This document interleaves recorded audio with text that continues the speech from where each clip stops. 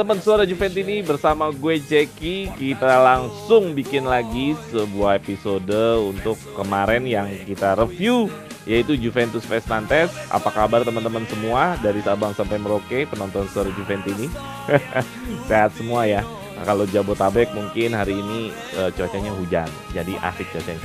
Mungkin kalau yang di luar daerah mungkin kalian bisa komen gimana keadaan teman-teman di luar sana. Nah, selalu ya, Suara Juventini adalah channel yang mengajak diskusi kepada teman-teman Juventini dari manapun, siapapun, kita ngobrolin Juventus yang update-update. Salah satunya adalah nanti kita mau ngomongin tentang undian Liga Eropa. Kedua juga kita mau review sedikit banyak tentang pertandingan hasil dari Nantes melawan Juventus dan kita menang 3-0. Nah, sebelum nanti kita ke materi, kita mau kenalan dulu nih. Siapakah temen yang gua ajak ngobrol-ngobrol di Suara Juventini kali ini? Yang pakai baju hitam dulu deh. Yang pakai baju hitam dengan siapa? Halo, Assalamualaikum, salam sejahtera. Dengan saya Suryo dari Depok. Oke, Suryo dari Depok. Terima kasih Suryo udah sering sekali di Suara Juventini ini ngobrol-ngobrol di sini. Nah, kali ini kita kehadiran teman juga yang baru pertama kali juga ngobrol di Suara Juventini. Nah, ini jersey-nya ini meriah juga. Termasuk jersey meriah Juventus. Dengan Bang siapa nih? Kenalan dulu Bang. Mungkin banyak yang belum tahu. Halo teman-teman, Assalamualaikum warahmatullahi wabarakatuh. Nama Waalaikumsalam. saya tinggal di BSD, Serpong. Oke, ya. Endang di BSD ya di Tangsel. Di sana hujan nggak Bang? Wah, dari kemarin hujan terus. Agak. Hujan terus ya. Oke, oke.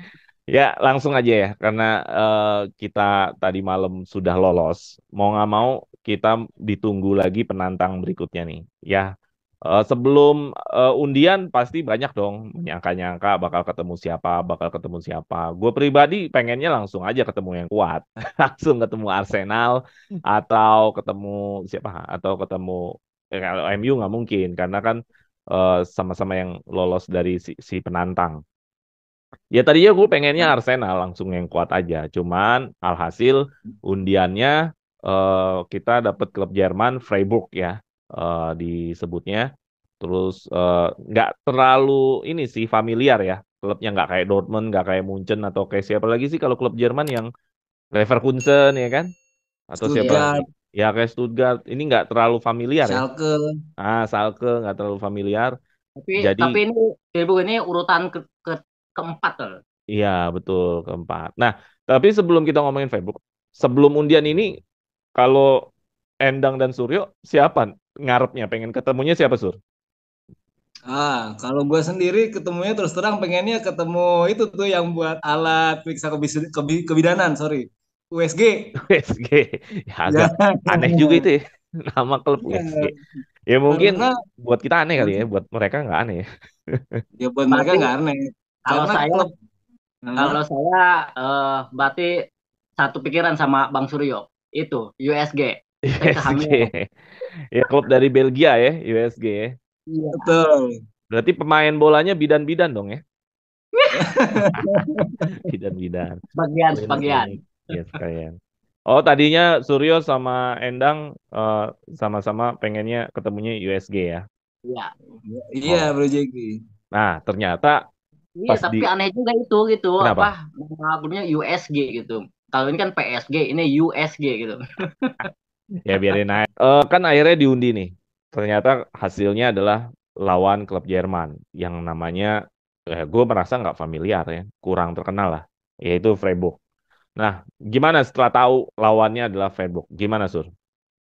Nah, untuk lawan Freiburg ini didominasi dengan pemain-pemain yang kejutan ya. Kalau gua rasa ngelihat dari klasemen urutan 4, ya bukan tanpa apa-apa. Pasti ada alasannya di urutan 4 gitu. Dan tapi kalau ngelihat dari namanya sih mungkin dalam tanda kutip belum ada ya dibanding dengan Schalke, Dortmund, Munchen atau katakanlah Stuttgart ya. Walaupun Schalke sendiri tahun-tahun kemarin juga parah gitu. Nah, di sini Juve sebagai tim besar harus mewaspadai dan menjalankan mungkin pertamanya dengan taktik yang hati-hati dulu Bro Jeki. Hmm. Oke, jadi kejutan, lu ngeliatnya kejutan ya? Iya, iya. Oke. Oke, kalau gitu ada lagi Sur tentang hasil hasil undiannya adalah ketemu Freiburg, ada lagi? Nah, dengan pertamanya itu kita hati-hati kita baca dulu gitu. Karena something pasti ada sesuatu ini yang dimiliki sama Freiburg sehingga dia memiliki posisi 4 di klasemen Bundesliga ya. Nah, karena kan berhadapan dengan musuh yang belum ketahuan ya walaupun memang track recordnya mediocre atau katakanlah kelas bawah dibandingkan dengan Juve kita yang superior. Ya, seperti itu Bro Jeki. Jadi harus tetap hati-hati dulu pertamanya. Mungkin yang Harus keduanya tetap langsung hati-hati. jos Oke. langsung. Ya, lu seneng banget lu ngomong Jos. Lu extra Jos lu. Oke, Bang Endang. Gimana, Dang? Udah tahu lawannya nih adalah Freiburg. Lu gimana pendapat lu? Kita langsung Sebenarnya gas sih, lolos atau susah atau gimana, Bang? sebenarnya sih baru tahu gitu ya kalau saya tim Tirbrug gitu apalah Hmm. namanya. Ya, emang susah sih disebutnya. Heeh. Nah, intinya sih harus hati-hati juga kalau melawan tim Tirbrug itu ya. Karena kan kita juga belum tahu permainnya kayak gimana. Ya intinya mah tetap waspada dan main yang lain lah gitu. Oke, jadi tetap waspada, Iya, hati-hati, dan jangan jangan dianggap sampai kemalingan. Iya, remeh gitu. Jangan sampai menganggap remeh ya. iya. Iya, Oke. Karena nggak bisa dipandang sebelah mata juga iya. gitu kalau menduduki posisi yang 4 Bundesliga kalau menurut saya Bro Jeki. Iya, emang nggak enak nonton bola sebelah mata. Dipandang sebelah mata dalam arti ungkapan gitu. Kalau lawannya Juve, lawannya juga kadang-kadang makin bagus gitu. Oh, iya iya iya iya, benar benar benar benar. Oke, itu aja paling ya tentang Freiburg. Kalau gua pribadi lawan Freiburg, gua sih nggak terlalu tahu, nggak terlalu kenal. Ya emang nggak nonton Liga Jerman juga. Ya, gue sih ngelihatnya ya bakal lolos lah, bakal menang harusnya ya. Oh Kalau iya.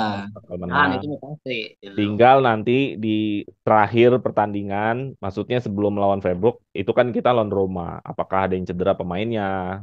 Apakah pemain kita itu kalah? Kan lawan Roma kan kita nggak tahu nih menang apa kalah apa seri. Nah, kalau misalkan menang kan mental yang bagus buat lawan Freiburg. Kalau misalkan kalah, nah lumayan juga tuh.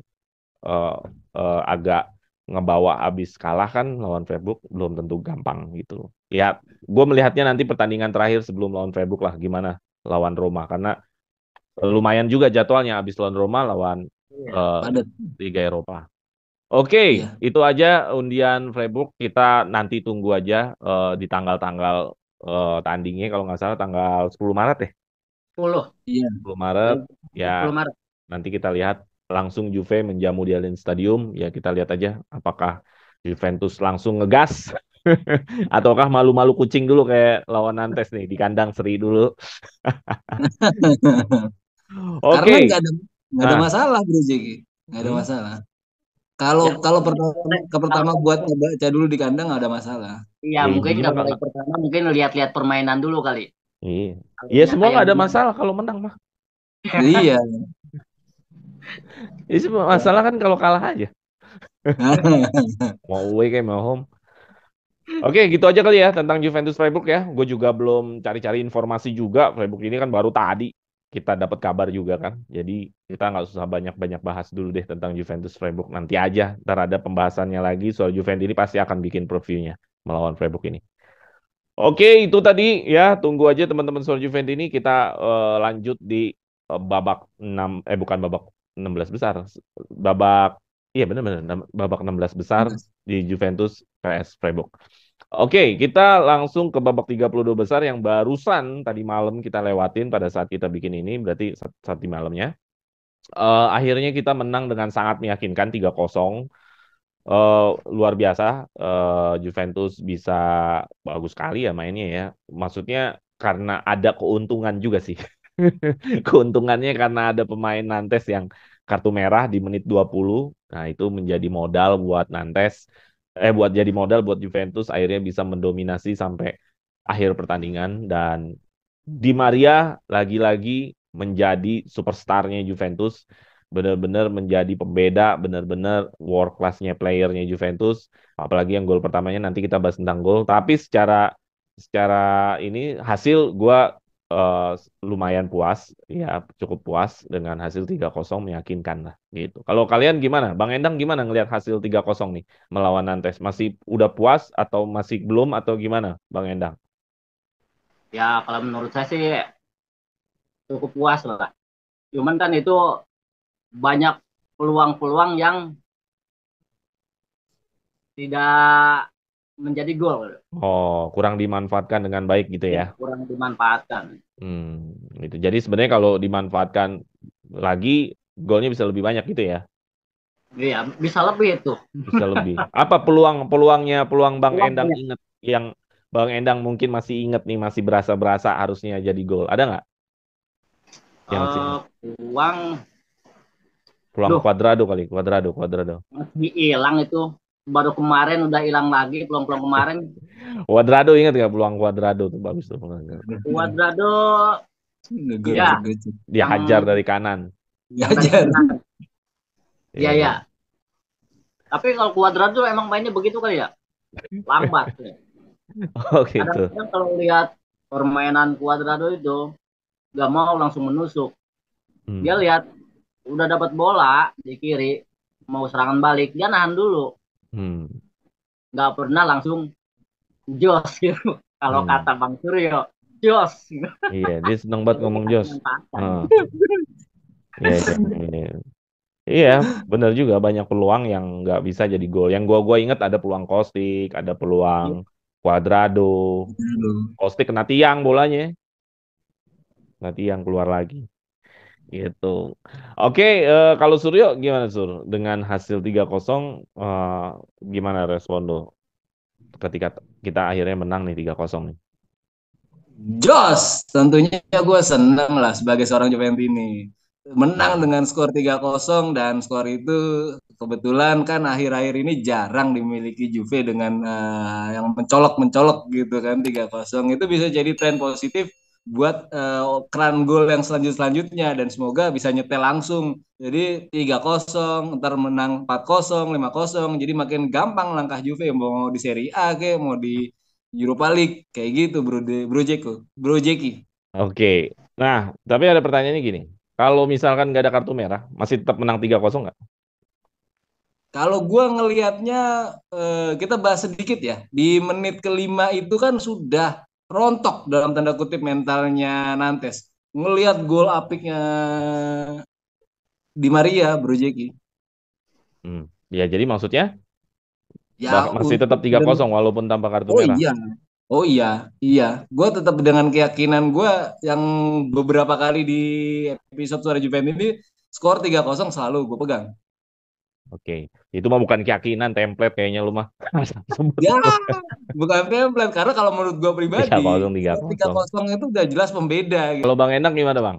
Eh kalau nggak ada kartu Untuk merah, yakin nggak Juventus bisa menang 3-0? Atau sebenarnya mungkin 1-0 atau bahkan seri atau apa? kalau menurut saya sih kalau tanpa ada kartu merah, Karena kartu mungkin merahnya nggak, lumayan panjang loh, dari menit 20 kan? iya, mungkin nggak nyampe tiga kali, Hanya 3-0 ya. paling dua. Oh gitu ya. Iya, iya, iya. Nggak nyampe Memang 3-0 ya. itu apa? Setelah kartu merah, pemain juga tuh jarang dimanfaatkan. Selalu aja permainannya kayak begitu. Coba kalau dimanfaatkan, nggak ada Hmm. satu pemain itu mungkin bisa lebih ini lagi. Oke.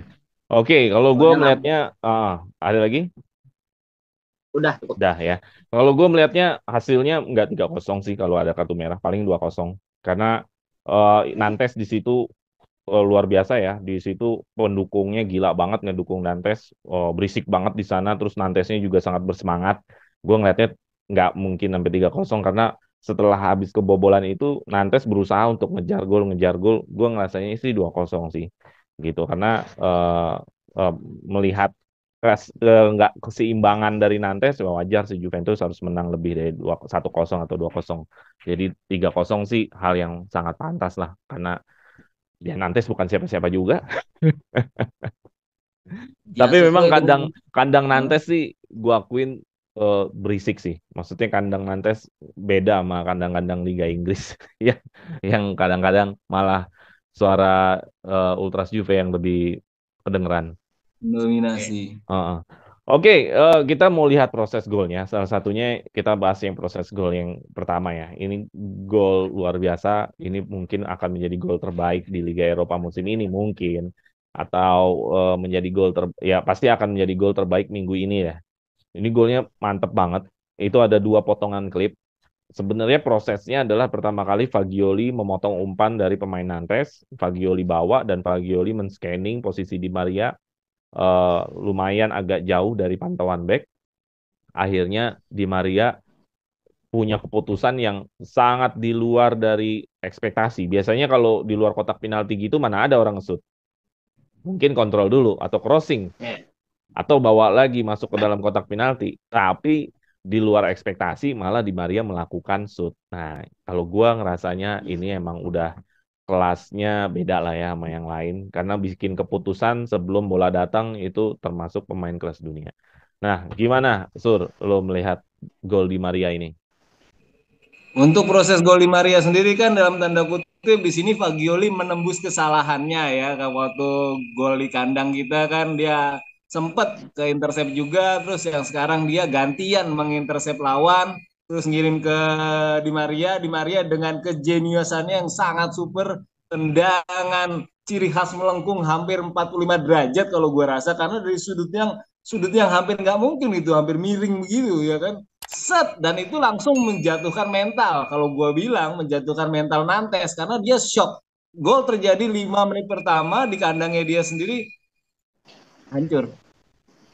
Oke ya. Jadi ini langsung bikin shock terapi ya buat Nantes ya. Oh iya jelas karena itu kalau pendukungnya sendiri sangat banyak, dia cukup pede, pemain-pemain mereka cukup pede karena bisa ngegolin satu, artinya bisa membuat kedudukan imbang satu sama di Juventus Alliance. Terus ya otomatis dengan kejeniusan Di Maria, shock, pasti shock Joki. Bro Jeki. Oke. Ya, itu memang pantas untuk dikasih Anda layak dapat bintang 5 untuk golnya Di Maria. Bang Endang gimana melihat gol Di Maria yang pertama nih? Waduh, kalau lihat gol Di Maria itu emang sangat bagus lah. Lagi dia lagi on fire lagi. Lagi on Lagi fire. bagus mainnya. Oke. Ya, itu jaraknya juga nggak deket juga itu sebenarnya. Jaraknya udah luar kotak penalti, agak ke kanan sedikit ya. Wah, Iya, bolanya belok lagi. itu Wih, udah gila. mantep tuh kayak gol-gol apa sih? Gol-gol siapa tuh ya kalau ini mas? Iya, Dybala suka sih pernah Iya, Dybala. Dybala pernah itu sebenarnya Del agak Piero berciri pernah. Liga Inggris. Del Piero pernah, Agak Dybala pernah. Del Piero pernah. Gue salutnya adalah dia bisa bikin keputusan yang orang normal hanya bikin keputusan. Pemain normal pasti akan kontrol bola, bawa bola ke dalam kotak penalti atau crossing. Berarti dia udah di atas normal, langsung shoot, Udah nggak pakai pas itu. dikontrol. Udah pas, udah kontrol. Ini udah pas nih. Iya, Langsung shootnya. iya nggak ada ini lagi, nggak ada mikir panjang-panjang lagi, gila. Mentalnya luar biasa Bro Jeki. Gimana Di Maria sendiri kan kita tahu juara dunia bersama negaranya dan dia pede berat walaupun di kandang Nantes banyak banget pendukungnya dan berisik, dia benar-benar confidence ngeluarin tendangannya yang sampai melengkung sangat indah itu Bro Jeki. Oke, ya memang golnya cantik sekali. Mudah-mudahan jadi gol terbaik lah di Liga Eropa. Amin. Amin. Oke, ini ada proses gol yang kedua. Proses gol kedua ini berbeda dari proses gol pertama. Proses gol kedua sebenarnya penalti.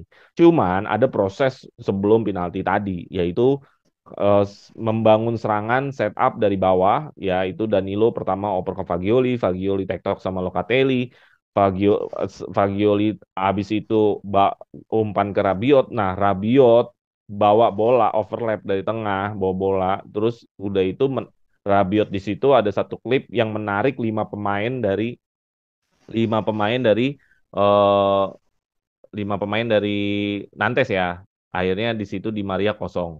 Di Maria kosong, ujung-ujungnya Di Maria masuk ke dalam kotak penalti, Itu parah banget sih dia masuk ke dalam kotak penalti. Itu benar-benar semuanya hampir digocek-gocek.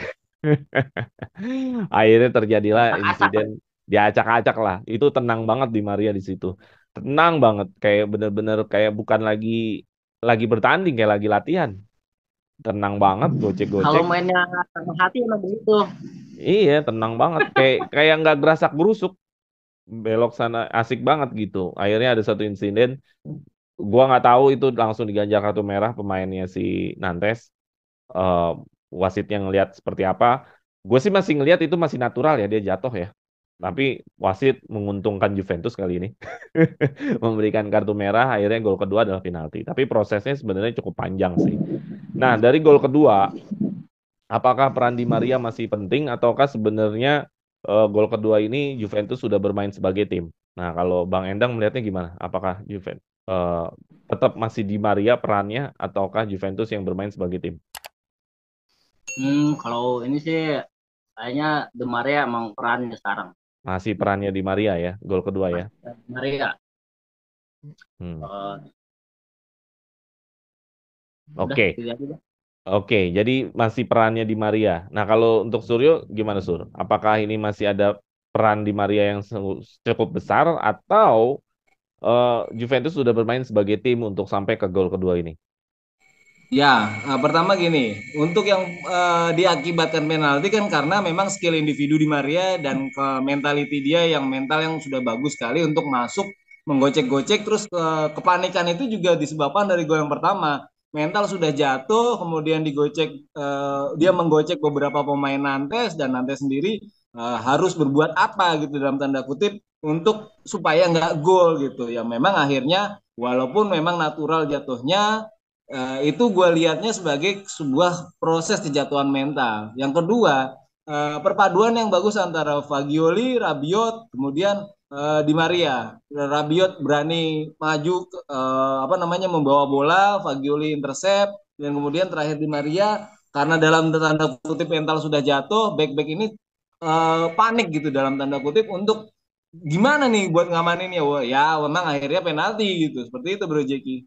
Oke, ya gue juga melihat bahwa itu nggak sepenuhnya Di Maria. Di Maria 50%, 50%-nya lagi adalah setupnya Juve. Itu bagus banget pada saat si Nantes itu berusaha ngepres pemain Juventus, Juventus bisa keluar dari pressingnya pemain Nantes sampai bola itu bisa ke tangannya Di Maria.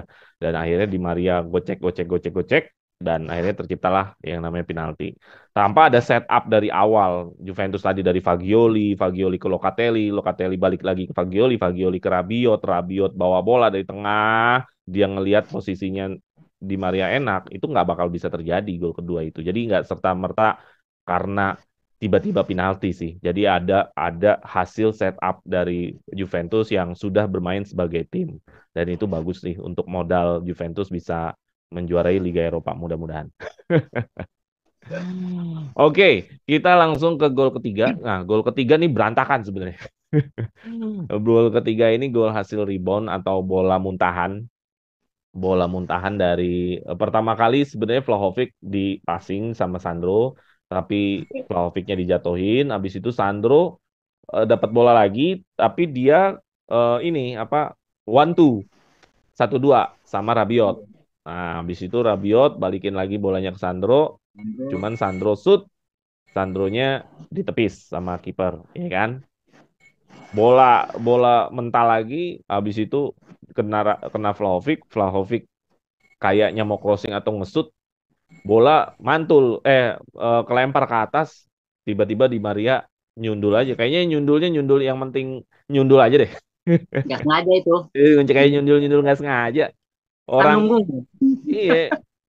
Nah, akhirnya nyundul, akhirnya jadinya gol tapi gol karena teknologi ya, gol lain teknologi. Cuman di situ ada momen juga di mana Vlahovic rebutan sama Sandro. Itu yang paling lucu itu. Itu ada accident yang naturalnya Sandro kenapa tiba-tiba jadi malah malah Sliding. sliding.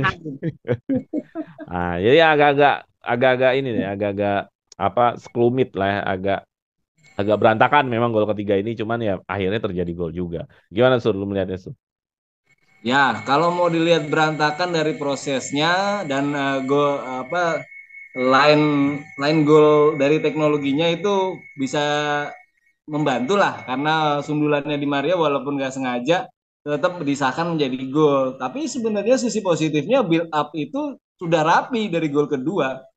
Dari Fagioli, Locatelli, Locatelli, balik Fagioli, Fagioli, Rabiot, Rabiot di Maria, gol kemudian penalti. Terus yang ketiga tuh walaupun berantakan, build up-nya bagus. Yang mungkin perlu dikhawatirkan atau katakanlah sedikit agak ada kekurangan itu adalah finishing. Di mana Sandro itu pengen ngerebut bola untuk, ya memang hasilnya nggak shoot lagi sih. Tapi dia kurang melihat bahwa ada Vlahovic dan Vlahovic pun sendiri agak kebingungan gitu. Nah, sisi sini yang perlu diperbaikin, finishingnya. Jadi ketenangan di dalam kotak penalti antar pemain. Karena build up-nya sudah bagus Bro Jeki.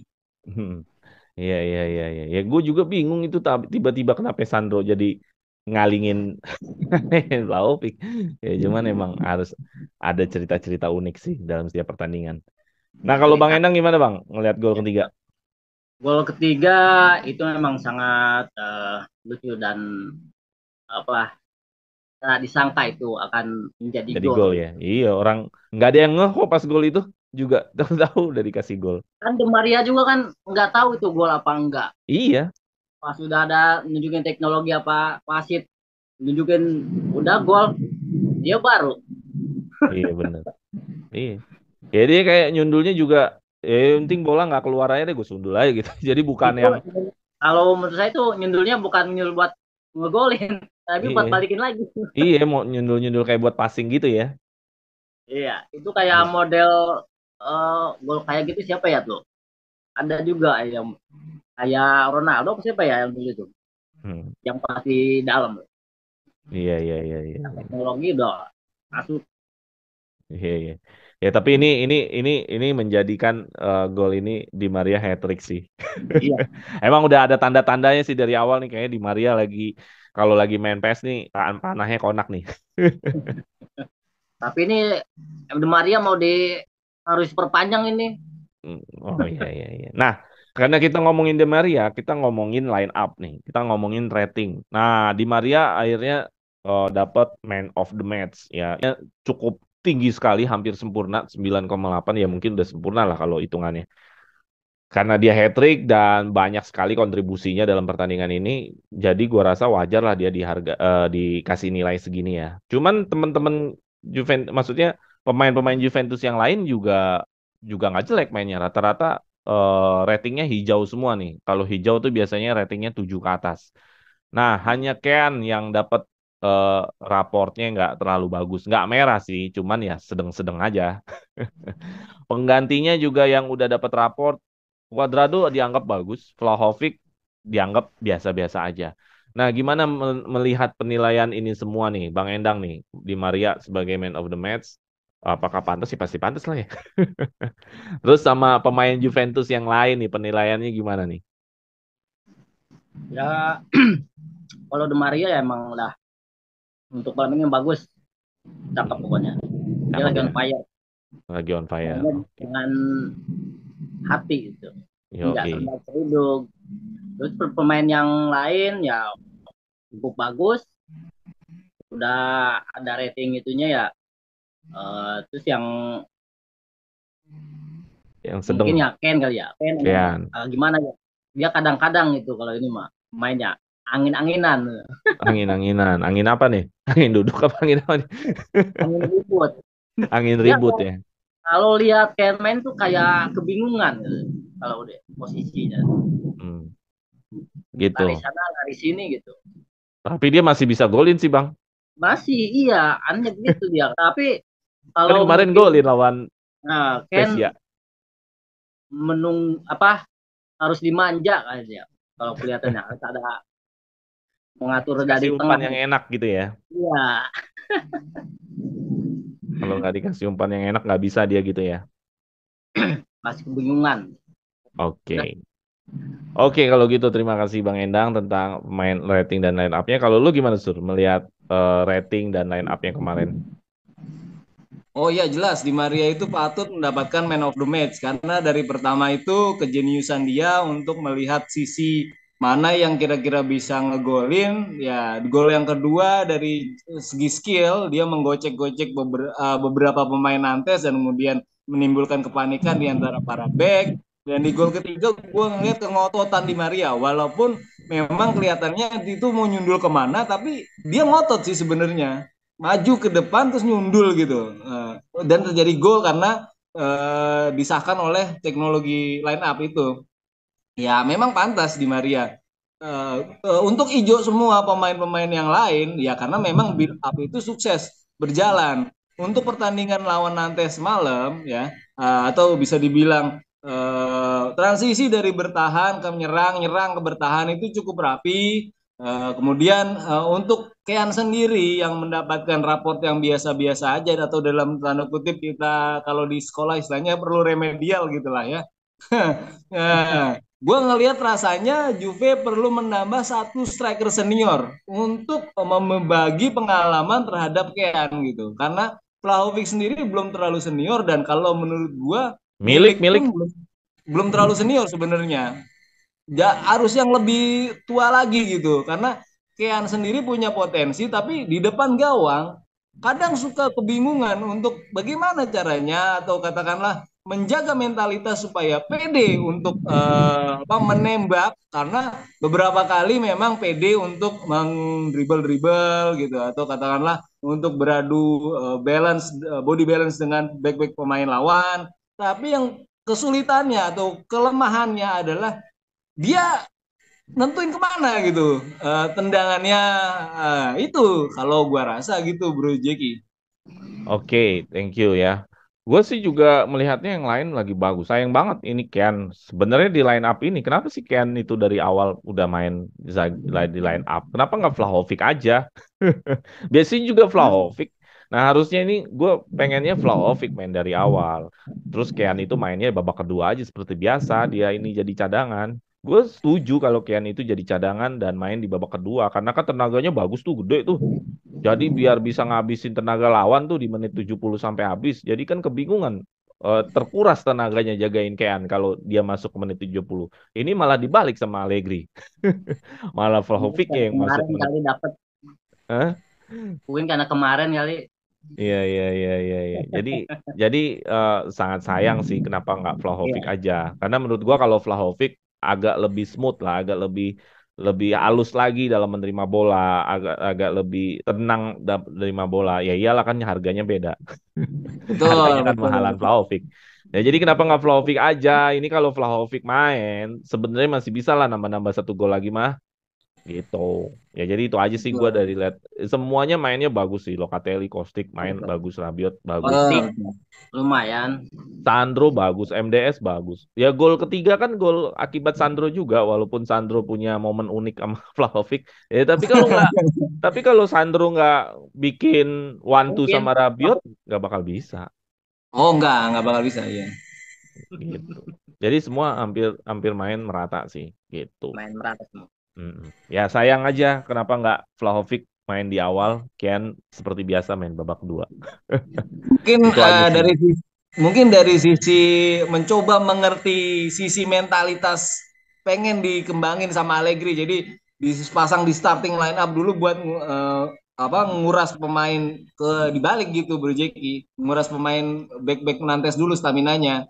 Baru nanti Cuman kalau kan ini Liga Eropa, ngapain coba-coba yang iya pasti-pasti terlalu aja. terlalu berani resiko. Sebenarnya ini sangat berisiko gitu. Memasukkan Vlahovic dalam tanda kutip kalau misalnya Juve nggak bisa ngejar gol gitu itu resiko banget sih sebenarnya. Tapi mungkin analisa sederhananya adalah memaksa sampai dengan penalti. Seperti itu. Gitu. Kalau mau coba-coba kayak lawan Spezia kemarin ya nggak apa-apa. Tuh Nah, lawan itu yang masing-masing pelatih punya pertimbangan lah itu. Salernitana gitu ya. Coba-coba ya nggak apa-apa. Mau mainin Ealing Junior kayak, mau mainin siapa kayak. Ya bebas-bebas aja. Tapi kalau laga-laga penting, ya harusnya jangan yang coba-coba lah. Ya, Pemain yang benar-benar punya kemampuan, punya kualitas yang main. Gitu. mentalnya juga udah ini lah. Beda kan? Iya. Gitu. Oke, kita lanjut. Bentar. Oke, kita lanjut lagi ke materi selanjutnya. Materi selanjutnya adalah tentang statistik. Ya, ini gua ringkas saja biar nggak ribet bacanya. Intinya Juventus main dominasi, shootnya banyak, passingnya banyak, tapi skornya hanya 3-0. Nah, main dominasi seperti ini, apakah hanya ketika lagi lawan Nantes saja, ataukah nanti bakal seterusnya nih main mendominasi seperti ini, Sur? Sur? Tentunya dari pertama kita sebagai Juventini ingin meneruskan tren-tren banyak gol seperti ini. Jadi kita harapkan tetap mendominasi dan tetap berkelanjutan, skor tetap banyak, tetap enak dilihat dan build up tetap sempurna, Bro Jeki. Oke, ya. Jadi lu melihatnya bakal akan terus di game-game selanjutnya mendominasi ya Juventus ya. Ya, ya berharap banyak akan seperti ini terus karena dari formasi itu 3-5-2 tapi dengan Kostic di kiri dan Mattia De Sciglio di kanan itu kan bisa berubah jadi 4-3-2-1 kalau menurut gua Bro Jeki. Artinya formasi pohon cemara yang pernah dimiliki oleh rival kita dan itu cukup sukses. Formasi 4-3-2-1 itu bisa berubah Oke, seperti itu. oke. Kalau Bang Endang ngelihatnya ke depan bagaimana Bang? Lu bakal ngelihat Juventus itu mainnya kayak tadi malam lawan Nantes, nyerang full, nyerang sisi kiri, sisi kanan dari tengah. Apakah nanti di pertandingan selanjutnya ya balik lagi nih kayak tipikalnya Allegri nih main menunggu nih. Menurut lu gimana? Ya kalau menurut gue mah kayak pinginnya kedepannya kayak semalam Ya, permainannya. semalam. Ya ini tergantung Allegri juga. Ya, ya, Tergantung ya. Allegri gimana permainannya kan sering berubah-ubah gitu kalau ini. Hmm, Kalau Allegri. sering berubah-ubah ya. Iya. Iya, Nggak selalu inilah pasti gitu terus ya. pasti mungkin ya apa pengen coba-coba begitulah Hmm. kalau Allegri. Oke, oke, oke. Kalau gue tetap melihatnya Allegri akan tetap menjadi Allegri. Ya, pertandingan ini ya karena memang kita diuntungkan dapat kartu merah, jadinya Juventus punya kesempatan ya memang menguasai pertandingan. Jadi di game berikut-berikutnya gue nggak jamin Juventus bisa mendominasi sangat tinggi. Palingan hanya berbagi aja, berbagi dominasi. Kadang-kadang Juventus nyerang, habis itu nunggu, habis itu nyerang lagi, habis itu nunggu. Nggak nunggu sepenuhnya, tapi juga nggak nyerang sepenuhnya. Ya minimal menjaga ritme aja lah. Kalau gua lihat nanti bakalan Allegri tetap akan seperti itu ya. Kalau ini sih benar-benar kelihatan banget bahwa Juventus sangat perkasa ya. Dari kualitas peluangnya bagus, dari jumlah shootnya banyak, terus dari jumlah apanya lagi tuh tackle-nya juga menang Juventus. Jadi dari sisi pertahanan dan sisi serangan juga Juventus unggul di sini semuanya. Tapi kita lihat aja nanti mudah-mudahan di pertandingan berikutnya ya harapannya kalau penonton mah pengennya yang menghibur ya. Oh iya pasti ya kan dan Pengennya itu yang akan menghibur.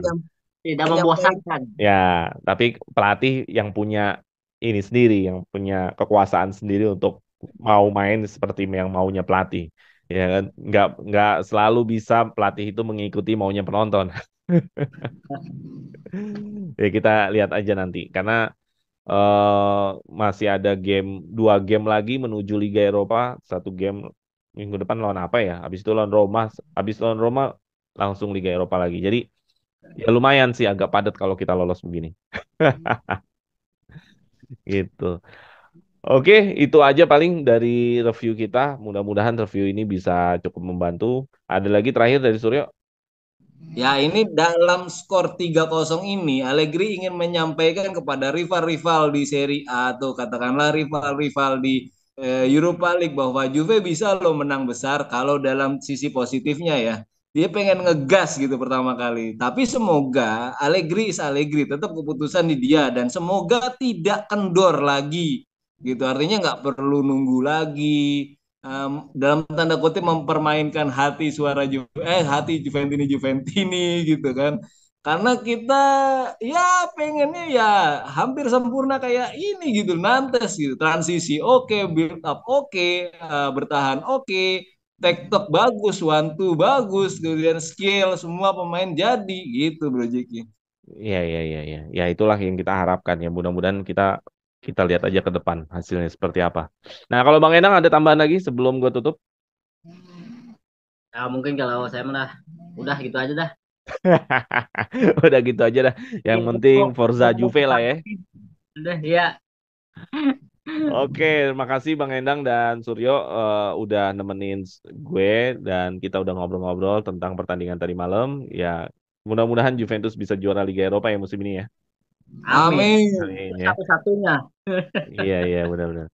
Oke, itu aja tadi teman-teman Soal Juventus ini. Mudah-mudahan ada satu informasi atau ada satu opini yang bagus yang bisa teman-teman bisa ikutin. Dan jangan lupa kasih tahu ke teman-teman Juventus ini di luar sana yang belum tahu channel Soal Juventus ini untuk ikutan bergabung, menonton, bahkan bisa diskusi juga di sini. Oke, itu aja mungkin dari gue. Terima kasih sekali lagi Suryo dan Bang Endang. Oke. Fino alla fine. Forza Forza Juve. Juve. Oke.